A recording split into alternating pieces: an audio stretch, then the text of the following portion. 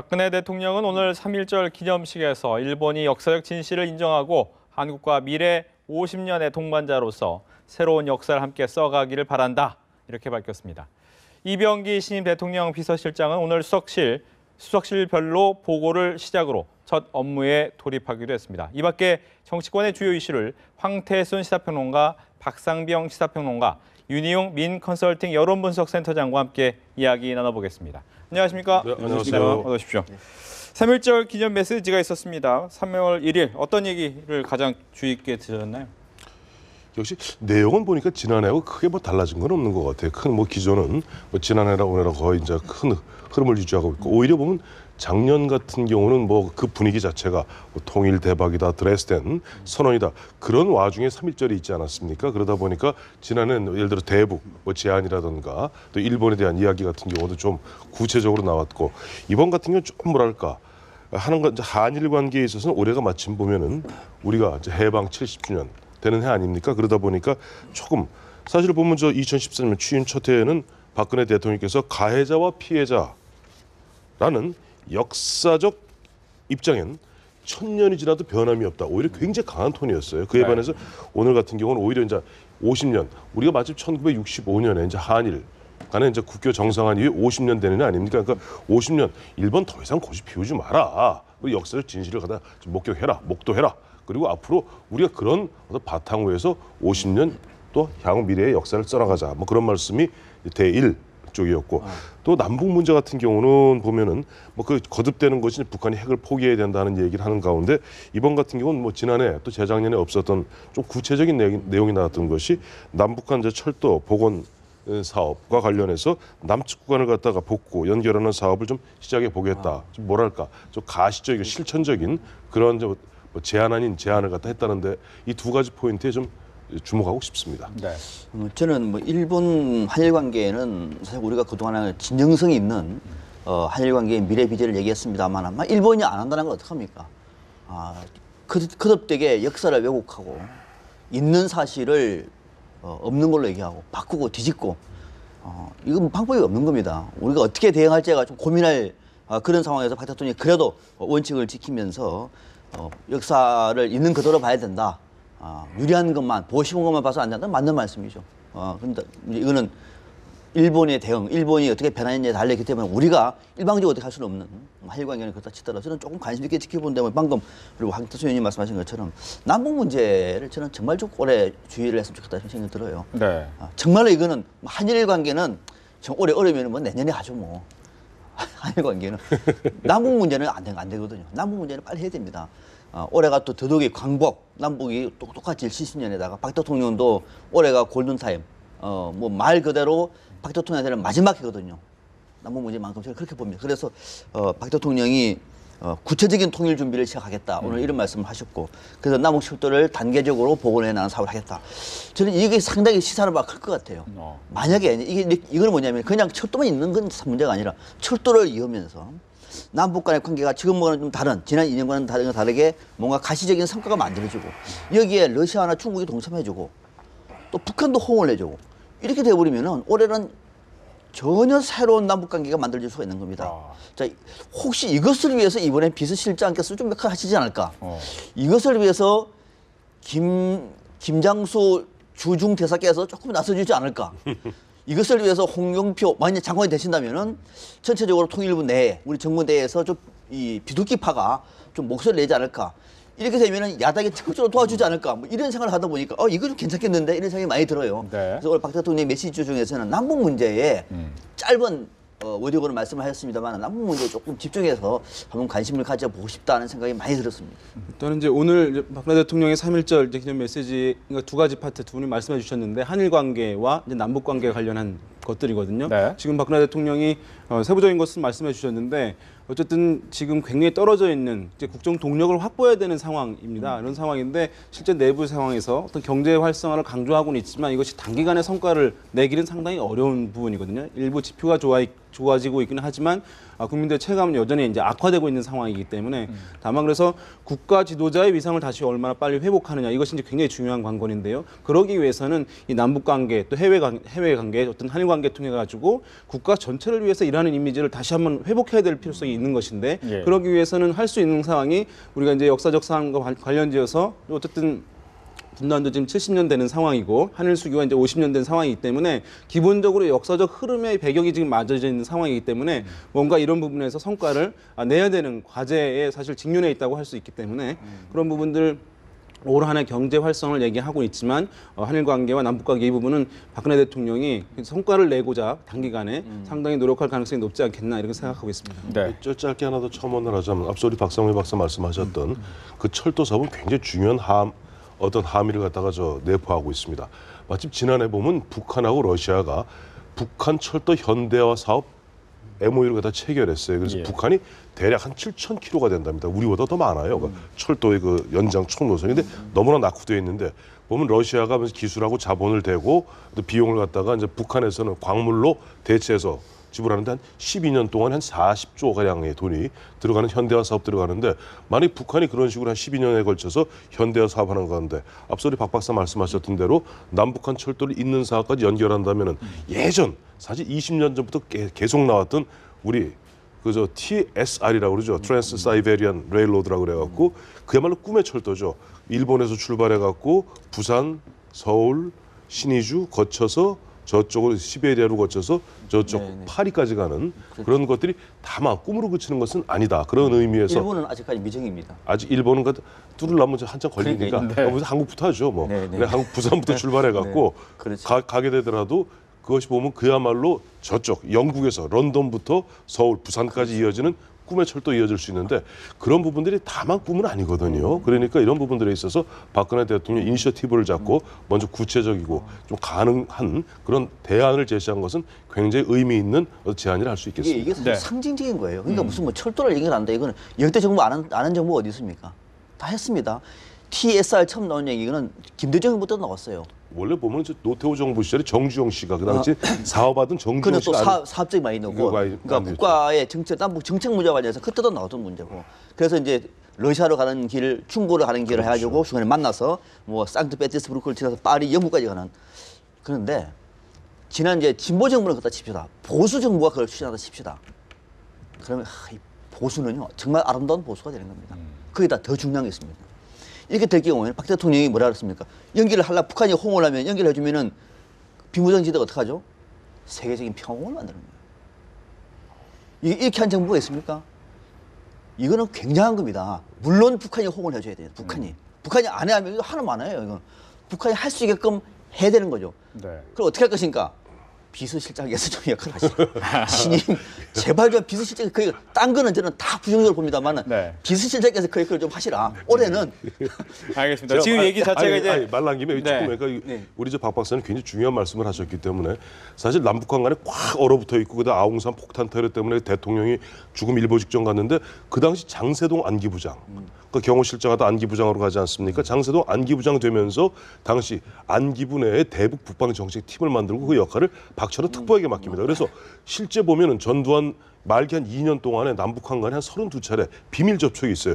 그런 어떤 흐름 속에서 결국 노태우 정부에 와서 남북 기본 합의서 체결하게 되고 유엔 동시 가입하게 되고 이런 어떻게 나름대로 쾌거를 이루거든요. 앞서 말씀하셨던 가장 보수적이고 북한에서 봤을 때는 군 출신의 그 광주의 비극을 딛고 일어선 전두환 정부가 오히려 보면 가장 남북한 대화에 적극적으로 나섰다는 부분을 우리가 주목해야 되는 거죠. 네, 알겠습니다. 지금 뭐 어차피 이병기 비서실장 체제 얘기로 들어갈 수밖에 없는데 들어가기 전에 그렇다면 어떻게 본부장께 질문드리고 싶은 것은 지지율 부분에 변화 있었습니까? 그렇죠. 박근혜 대통령이 이제 국정 지지율 굉장히 약화됐던 상황이었는데 지난 금요일에 이제 발표된 24일부터 26일까지 조사된 이제 1,500명 대상으로 한국갤럽에서 조사를 했는데 휴대폰으로 그 전주는 30%의 국정 지지율이었습니다. 잘한다고 하는 것이 33%로 3% 포인트 이제 올랐습니다. 그러니까 다소 이제 개선이 된 것이죠. 이것이 뭐 크게 이제 의미 부여할 것은 아닙니다만은 눈여겨봐야 될 것은 이제 60세 이상에서 한 14%포인트가 올라주었기 때문에 이 전체 결과에서 한 3%포인트 정도의 상승을 이끌었다고 할 수 있습니다. 그러니까 기존의 고정 지지 기반 층에서 다소가 이제 이반됐다거나 평가를 유보했던 층에서 다시 이제 잘한다고 하는 긍정 평가로 돌아선 것인데요. 여기 또 눈여겨볼 것은 뭐냐 하면 또 하나의 지지 기반이었던 50대에서는 이제 별 변화가 없다는 것이죠. 그러니까 아직까지 50대들을 이완됐던 부분들은 아직까지 이제 회복되지는 않는 상황입니다만은 60세 이상 층에서는 다수가 이제 회복되고 있는 상황입니다. 아까 말씀드린 그 조사 결과는 그 1,500명 대상으로 말씀드렸는데요. 응답률은 16%였고요. 표본 오차는 95% 신뢰 수준에서 플러스 마이너스 3.1%포인트였습니다. 네. 어떻게 보면 이번 3월 1일 기념사를 하기 전에 모든 체제를 딱 마무리 짓고 3.1절로 말씀하신 것처럼 새로운 무언가를 보여줄 그런 생각을 가지고 있었는데 보면 아직까지는 이제 완벽하게 거기에 대한 지지율 조사는 반영이 되지 않았지만 이번 전반적인 청와대 내까지의 개편의 방점은 뭐였습니까? 방점은요? 네. 계속 실장 얘기하잖아요. 그 실장이었습니까? 인물은 실장이죠. 네. 당연히 인물은 비서실장인데 비서실장을 현직 국정원장을 비서실장을 발탁한 키워드가 뭐냐? 참 어렵습니다. 뭐죠? 키워드가? 그냥 마음 편한 사람 해서 잘 관리해달라. 저는 그거 솔직히 말해서 다 달아보는데 그는 겉으로 드러나고 속으로 드러나지 않았습니다만 박 대통령이 혹시 비서실장한테 남북 문제와 관련해서 중요한 역할을 맡기기 위해서 조금 무리수를 둬서 현직 국정원장 발탁한 것이 아닌가 싶은 생각이 든다고 하면은 그것이 가시화되면은 굉장히 중요한 의미였다고 봅니다만 그것을 뺐다고 얘기하면은 저는 상당히 인사에 비판적입니다. 우선 비판. 예, 국정원장을 한 것도 그렇고 네. 또 그 국정원장 자리에 국정원 개혁을 반대했던 또는 비판적이었던 사람을 앉혔다. 그럼 대통령께서 그렇게 국정원 개혁을 했다는 그 말씀이 그것도 허언입니까? 그런 점에서 저는 부정적인데 약간의 좀 만비를 두고 보겠습니다. 네. 알겠습니다. 이런 흔히 내정과 외치로 나눠야 되겠죠. 박근혜 대통령께서 내정과 관련해서는 이완구 신임 국무총리에게 당정의 중심 역할을 해줬으면 좋겠다. 또 이완구 총리 있고 최경환 부총리 있고 황우여 부총리 있지 않습니까? 그러니까 내각이 상당히 강한 거예요, 사실은. 이 강한 내각이 보면 중심을 잡고 당과 정의 어떤 중심을 잡고 나가고 경제 문제, 또 교육 문제, 개혁 문제 이런 문제는 내각에 맡기고 그다음 앞서 우리 박 박사 말씀하셨던 우리 지금 현재 우리 대한민국을 둘러싼 그런 국제 환경, 정치 안보 환경은 결코 녹록치 않습니다. 네. 그런 부분에서 남북 문제, 대중 문제, 대미 문제, 특히 미국만 해도 미국과 중국 사이에 우리 고래 싸움에 자칫하면 우리 새우까지 한 돌고래쯤 되거든요. 우리도 돌고래 등 터지게 생겼거든요. 당장 사드 문제만 갖고도 중국하고 미국하고 묘한 신경전을 벌이고 있지 않습니까? 그런 가운데 역시 보면은 일본 문제도 또 잘 알고 있는 일본에서 가장 보면 그래도 말 통하는 사람을 이병기 전 주 1대사 현 비서실장이란 말이에요. 그다음에 미국에 이번에 미국에서 주미 공사를 갖다 역임했던 이병호 씨가 이번에 국정원장으로 앞서 말씀하셨던 김장수 국가안보실장이 주중대사로 뭔가 보면 북한, 대북, 대중, 대미, 대일 이런 관계에서 외치 부분은 조금 이쪽에서 좀 역할을 해달라. 저는 그래서 내정과 외치를 분리해서 대통령이 집권 3년 차를 갖다 끌어가겠다는 그런 심중이 깔려 있는 것이 아닌가 그렇게 해석하고 있습니다. 네. 어떻게 보셨어요? 일단 박근혜 대통령이 이것을 통해서 진짜 일반 국민에게 주는 이제 어떤 정치적 메시지를 뚜렷하게 주기는 좀 어려운 인사였다는 측면이 가능하긴 합니다. 왜냐하면 그 인물에 대해서 사실은 국정원장을 하고 또 주일대사이긴 했습니다만은 국민들에게 많이 알려졌던 인물들은 아니거든요. 그러면 또 어떤 화합을 위해서 통합을 위해서 정치적 반대 진영에도 있던 사람을 쓰는 것도 이제 거론되긴 했지만 그것도 아니었고 어떤 네. 경제 부분에 있어서 경제 활성화를 강조한다는 메시지를 강조하기 위해서 비서실장을 경제 역량이 있는 인물을 쓴다라고 하는 것도 사실 이제 빗나가 버렸기 때문에 네. 과연 이것이 주는 이제 의미는 무엇인가? 어떤 이제 정치적 메시지를 주는 것 이것은 사실 파악하기 어려운 이제 인사였다고 할 수 있습니다. 그렇다면 이제 방금 이제 황 의원님께서 말씀하신 실제 이제 일을 하려고 했던 부분은 가장 포인트 들 수밖에 없었다.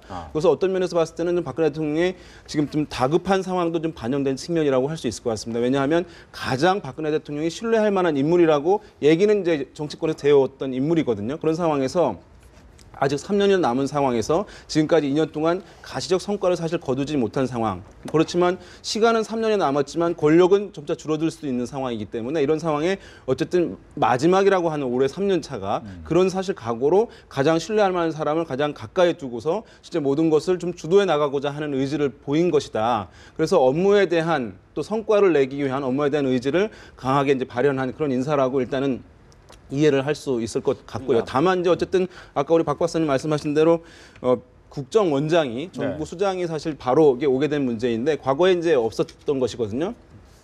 김계원 비서실장, 박정희 대통령 때 같은 경우는 마지막 오긴 했습니다만 중간에 8년 공백이 있었어요. 중앙정보부장을 하고 난 다음에 8년 쉬다가 온 거고 이유락 실장 같은 경우는 비서실장 한 다음에 이제 중앙정보부장으로 간 것이기 때문에 사실은 첫 사례라고 할 수 있는데 사실상 그런 면을 봤을 때는 어쨌든 정치적으로서 약간 국민들이라든가 이것이 이제 자연스러운 흐름인가에 대한 비판은 이제 일각에서 있을 수는 있는 그런 상황이겠죠. 우리가 이제 민주주의 국가에서요. 대통령과 최고 통치자의 메시지는 다양한 방식으로 표출이 되는 겁니다. 외교를 통해서 옷을 어떻게 입고 가느냐도 메시지가 되는 겁니다. 그럼 국내에서 가장 강력한 메시지는 뭘까요? 대통령이 일일이 서명을 다 하고 이 성명을 발표하고 도 물론 중요합니다만은 더 구체적인 것이 뭐냐면은 인사입니다. 그게 인사 정책의 기본입니다. 그러니까 이번에 인사의 사람은 박 대통령께서 저는 뭘 하겠습니다도 물론 중요합니다만은 그 말하기 전에 A라고 하는 사람을 내려보내면 국민들 아는 거예요. 아, 저거구나. 그게 인사철의 핵심입니다.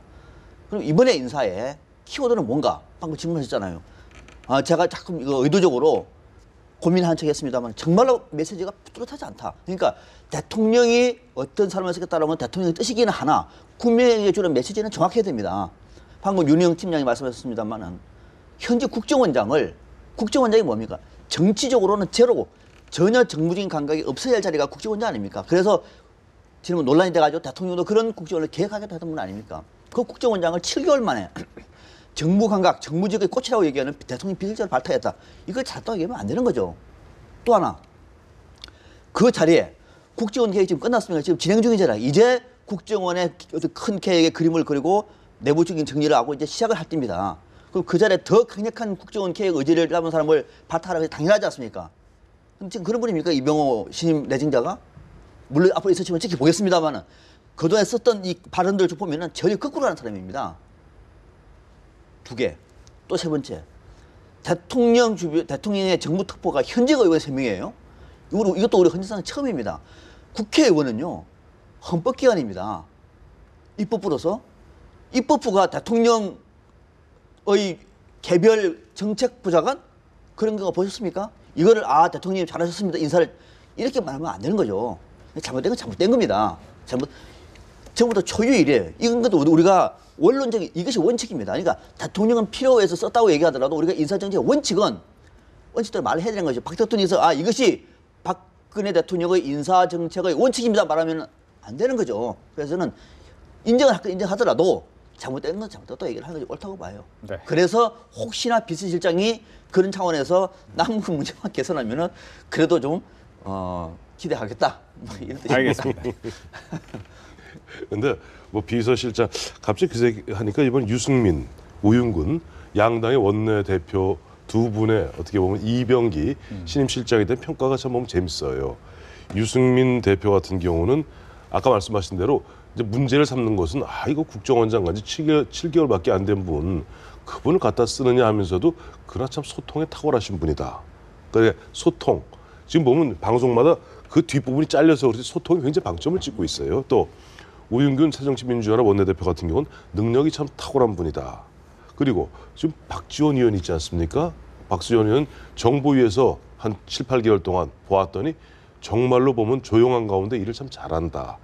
화합형이다. 그러니까 평점은 좋은데 문제는 아까 우리 이제 박 박사 말씀하신 대로 주호영, 윤상현, 김재원 이 현직 국회의원들을 정무특보로 쓴 부분에 대해서 지금 유승민 의원이 굉장히 볼멘 소리하고 있지 않습니까? 네. 아니 지난번에 대통령 만나 뵈었을 때 김무성 대표도 마찬가지고 나도 마찬가지고 정무특보 굳이 필요하냐. 당하고 좀 대화하면 될 일인데 그거 부득부득 또 심지어 김무성 대표 같은 경우는 웬만하면 이제 앞으로 지역구 의원 빼가지 마세요. 물론 이분들이 가서 상근하는 건 아닙니다만은 그런 부분에 있어서 자꾸만 이 정무특보 만들어 놓으니까 그야말로 위인설관 아니냐. 주호영, 김재원 이 두 분은 이완구 총리가 원내대표 때 한 분은 정책위장, 한 분은 원내수석 부대표로 발맞춰오던 분이다. 한 넉 달 임기 놔두고 조기 사퇴하지 않았어요. 또 윤상현 의원 같은 경우는 지난해 한 7, 8월까지 사무총장을 했단 말이에요. 그러니까 이 세 사람 특히 윤상현, 김재원 이 두 의원은 그야말로 박근혜 대통령이 끔찍하게 아끼는 뭐 친박의 뭐 의원으로 알려져 있다 보니까 위인설관 아니냐. 그리고 어차피 대화라는 것이 꼭 정무특보를 통해야 되는 정무수석도 있고 또 대통령께서 늘 보면 당 대표나 원내대표가 수시로 대화하면 될 일을 그 부분에 있어서는 사실 대통령께서도 조금 당의 입장 이런 부분을 좀 귀담아 들어주었으면 더 좋지 않았겠는가 하는 생각은 드네요. 네, 말씀하신 것처럼 정무수석도 있고 어떻게 보면 너무 일이 좀 중첩되는 거 아닌가라는 생각도 드는데 이 부분은 별 문제가 없을까요? 정무수석이 역할을 못하니까 했겠죠. 뭐. 역할 잘하시면 정무특보 필요 없는 거. 역할을 못하시니까 중첩이 안 되는 거죠. 여러분 일을 못하는데 무슨 중첩이 됩니까? 정무특보 하시면 되는 거죠. 알겠습니다. 다만 이제 이게 부분이 말씀하셨는데 특보는 이제 사실 보좌관이지 않습니까? 특별 보좌관. 그러니까 헌법기관의 국회의원들이 이제 장관에 임명되는 것은 뭐 국민도 향하고 또 의회에서 역할도 하고 네. 대통령도 향하고 하는 것들이 이제 가능하니까. 근데 특보라는 이름은 그 향하는 것이 대통령만 향하는 보좌관이니까 그런 면에서 이것이 이제 적절한 것이냐, 삼권 분립의 원칙에 맞는 것이냐, 행정부를 견제해야 되는 국회의원이 이제 그런 식으로 맞는 것이 이제 적절한 것에 대해서 근본적인 질문이 이제 가능한 부분이라고 할 수 있겠고 사실 이런 부분은 나중에 뭐 개헌이 언제 될지는 모르겠습니다만 개헌뿐만 아니라 아니면 이제 뭐 국회법이든 이런 부분 좀 정비가 되는 부분이 필요하지 않을까 계속해서 정치적 논란이 되는 부분이기 때문에요. 뭔가 합의를 통해서 그다음에 또 한 가지는 지금 이제 이 특보당 관련해서 논란이 이제 있는 것인데 이게 이제 대통령이 청와대가 당에서 바뀐 지도부, 비박으로 바뀐 지도부와 이제 소통을 강화하고 또 만나고 이러면서 사실 의견들이 당의 의견을 수렴하고 수용하고 이런 것들이 이제 원활하게 이루어질 것이다라고 하는 이제 일각의 기대가 있는 그런 상황이었는데 네. 어떤 면에서 이제 이렇게 친박 성향의 또는 뭐 물론 비박 의원도 있습니다만은 특보단을 구성하게 되면서 나름대로 이제 여당 내에서 역할을 했던 분들인데 그러면 대통령이나 청와대에서 직접적으로 이제 여당 지도부를 만나는 것을 사실 이런 특보를 통해서 하게 되면서 직접 대면을 사실 피해가려고 하는 어떤 숨은 이제 의도가 있는 것 아니냐라고 하는 이제 그 지적이 가능한 상황이긴 하거든요. 그래서 그런 부분들이 앞으로 여당 지도부와 청와대 간의 어쨌든 직접적인 만남 이런 것들도 많이 이제 실제 국민들에게 보여주는 측면에서 중요한 부분인데 그것이 새롭게 이 특보단이 구성됨으로써 그것이 가려지거나 아니면 그것이 좀 낮게 만남의 빈도가 낮아지거나 또 논의되는 통로가 특보단을 중심으로 된다거나 이런 것들은 향후 당청 관계에 의해서 또 국민이 바라보는 입장에서 바람직한 모습으로 비춰지지 않을 가능성은 좀 있다 이렇게 볼 수 조금만 있겠습니다. 더 붙이면은 네. 당청 간의 소통을 위해서 그러면 100번 양보를 해서 당청 간의 원활하게 하기 위해서 현역 의원 3명을 맡아다 칩시다. 이 소통이 되는 분들입니까? 지도부하고? 이 두 분은 그러니까 친박계 비판한 거 아닙니다. 윤상현 의원하고 김재원 의원은 지난 당내 경선 때 김무성 대표에서 독수를 쏟아냈던 사람이에요. 그때 했던 발언들 제가 다 한번 읽어볼까요? 그러니까 소통이라면 소통이 되는 사람을 해야 되는 거죠. 소통의 방점을 찍으면은 그렇잖아요. 그리고 또 하나 중요한 건 정말 소통이 필요한 건 누굽니까? 야당과의 관계입니다.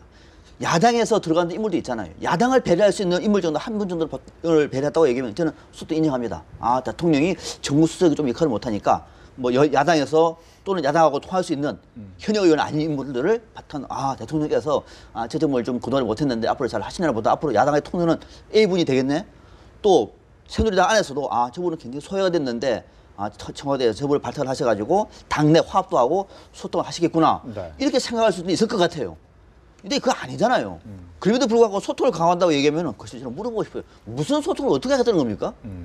내가 박 박사 말씀하셨던 이제 야당 출신의 네. 정치인들 현역이 아니더라도 이제 정무특보는 아니라도 김경재 전 의원 같은 경우 홍보특보. 홍보특보로 네. 가셨으니까 또 그 부분에 있어서 또 야당하고 대화하는데 오늘 그것보다 더 중요한 건 대통령께서 오늘 3.1절 기념식 앞두고 김무성 대표 또 문재인 대표 이 두 분 대표께서 잠깐 그 전에 그 얘기 하셨다는 거 아니에요? 잘 다녀오셔라. 오늘 출국하시니까 다녀오셔라. 그리고 다녀오시고 난 다음에는 그 순방 결과도 좀 설명하는 그런 자리가 있었으면 좋겠다. 하니까 또 문재인 대표도 그랬으면 좋겠다. 그래서 아마 다녀오시게 되면 3월 중순경에 청와대에서 대통령과 김무성 대표, 문재인 대표 아마 그런 회동이 있지 않겠는가. 사실 잠깐 그런 회동 자주 해야 돼요. 왜냐하니까 박근혜 대통령 취임하자마자 당시 문희상 민주통합당 비대위원장 만나서 뭐라고 그랬어요.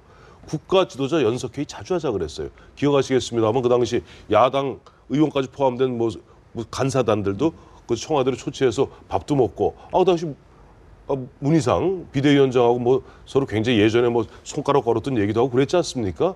그런 얘기. 잠깐 대통령은 그야말로 의회 지도자들하고 잠깐 대화를 나누게 되면은 굳이 특보단 아주 크게 안 만들어도 대통령이 직접 들으시면 되는 거거든요. 그걸 꼭 누구 걸러서 들을 이유는 없는 겁니다. 더더욱이 네. 정무수석도 있잖아요. 더더욱이. 제가 앞서 정무수석을 조금 이렇게 비판적으로 얘기했습니다만은 정말로 중요한 역할입니다. 정무수석이라고 얘기하는 거는 대통령이 국민의 목소리에 귀를 기울이지 못한다. 소통이 부족하다. 홍보는 홍보 역할이고 정무수석이 중요한 거거든요. 근데 정무수석이 있는데도 불구하고 정무특보를 만든다는 얘기는 제가 정무수석이면 그냥 사표를 내겠습니다. 알겠습니다. 그 정도로 듣겠고요. 뭐 말씀하신 것처럼 중간에 잠깐 이야기 나왔지만 오늘부터 이제 순방에 들어갑니다. 특히 중동 4개국 순방을 하게 되는데 보통 순방하면 지지율이 많이 오르긴 하죠. 예, 그래서 뭐 일전에 몇 번 말씀드리겠는데 네. 순방하면 왜 국정 지지율이 오르느냐? 모든 대통령이 사실은 임기 초반에 이제 하게 되면 오릅니다. 근데 박근혜 대통령 그 효과가 더 컸던 건데요. 국내에 있으면 정치적 사안들 논란에 휩싸여 있게 되면 그 특정 정파의 수장 이미지가 강조가 되거든요. 부각이 되기 때문에 대통령이 이제 국가의 지도자 이미지는 약화되는 데 비해서 외국에 나가게 되면은 국가 지도자, 국가 리더의 이미지가 확실하게 국민들에게 반복돼서 각인되는 효과가 있습니다. 그렇기 때문에 그러면은 국민들이 이제 평가를 해줄 수밖에 없는 것이고 또 한 가지는 어쨌든 곧 나가 있는 상황에서 국내에 있을 때보다 계속해서 집중적으로 주목을 받게 됩니다. 언론의 주목을. 그것이 국민의 전달이 이제 많아지게 된다. 뉴스의 양이, 빈도의 양이. 그런 면에서 또 한 가지 이렇게 되고 또 한 가지 나가서 뭔가 이제 협약을 맺거나 이제 이렇게 성과를 내게 되면 그것 자체가 직접적으로 국민들에게 이제 일을 열심히 했다라고 하는 긍정 평가를 주는 것이기 때문에 이 세 가지의 효과, 주목 효과 또는 국가 지도자 효과, 또 성과 효과 이런 것들이 복합적으로 나타나기 때문에 대통령의 국정 지지율이 높아지는 것이고 그래서 이제 어떤 과거의 대통령들은 좀 약화되기도 합니다. 이게 이제 해외에 보면 한일 관계 같은 것들을 이제 사용하기도 하는 것이죠. 국가를 위해서 강경하게 대응한다 이런 걸 통해 가지고 위기를 국면을 탈출하는 대외 관계를 통해서 하는 그런 측면도 있습니다만은 뭐 실질적으로 이제 굉장히 긍정적인 효과를 주는 것, 정치적 효과가 있다는 것은 우리가 눈여겨볼 필요는 있는 부분이라고 하겠습니다.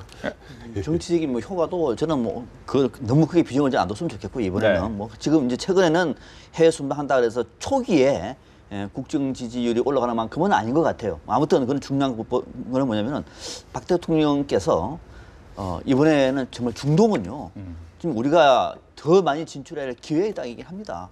실질적으로 70년대 박정희 대통령 때 중동 부분 한번 봐보세요. 실제 우리가 한강의 기적을 이루는 밑거름이 되지 않았습니까? 그 따님이신 박근혜 대통령께서 다시 한번 제2중동부를 만들어서 지금 내수라든지 상당히 굉장히 어려운 상황에 돌파구를 마련하면은 그거는 여야의 문제가 아니죠. 굉장히 성과가 있는 거죠. 그 성과가 나오면은 국민들은 당연히 지지하겠죠. 좀 그런 성과를 만들어냈으면 좋겠는데 중요한 것은 뭐냐면은 그건 누구도 아마 반대하지 않을 겁니다. 그 문제를 지난번 이명박 정부 때처럼 성과만 너무 치우치지 마시라. 또 한 3, 4년 뒤에 중동 가서 했던 MOU가 다 보니까는 가짜고 뭐 이를테면 실효성이 없고 떨어지고 이렇게 가버리면요. 정말 허무합니다. 가서 박근혜 대통령만큼은 정말 이명박 대통령과는 차이가 다르구나. 꼼꼼하게 다 짚고 갔구나. 좀 이렇게 해서 외교 성과의 성격이나 질적인 측면에서도 상당히 좀 단단하게 마무리를 하고 왔으면 싶은 생각도 좀 덧붙여서 청원합니다. 이번에 그 중동 4개국이요.